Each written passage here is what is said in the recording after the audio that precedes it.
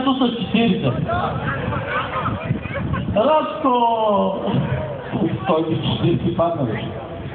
Чакай, сега ще го правим. Не бе, разкопча се тук, човекът се практицира и реши да се скри. Я да му направим един тест дрегер набързо. Няма да. Сега няма да повторя. Аз така, остави го. Аз ще го пазя. Давай, Атва. С 40... Дами и господа, в града обикновено караме с 40 или 50 км, нали така? Когато караме с 40, си казваме какво толкова? 10 км. Какво са 10 км? Няма нищо. Сега ще ви покажем реално, няма да слагаш конуса отзад.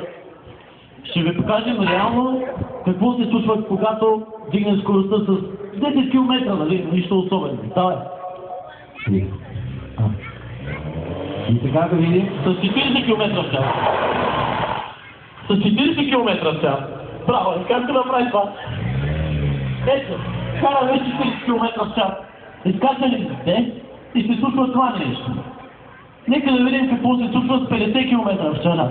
Ако искаш 45, е много. Това е нещо, което всеки трябва да се замисли. 50 км, да, позволени са. Чакай, Рашко! Рашко пиян. Бат Рашко няма равен. Аз ти ми послушни кон. Давай. Ато, давай, докато не е паднал. Да му сложим тук едно камъче, Радо. Сложи му едно камъче там. Да. Не, страх ме е, че като удари колата ще такова. Ще мини отдолу под камък. Давай. 10 км отгоре на нормалната скорост. Ето това се случва. За 10 км. Това може да съм аз, може да е всеки един от нас, може да е всеки един ваш познат. 10 км. Нищо им не пречи да се замислим. Няма и 10. Няма и 10. Няма 10 км. Освен това, Рашко оцеля.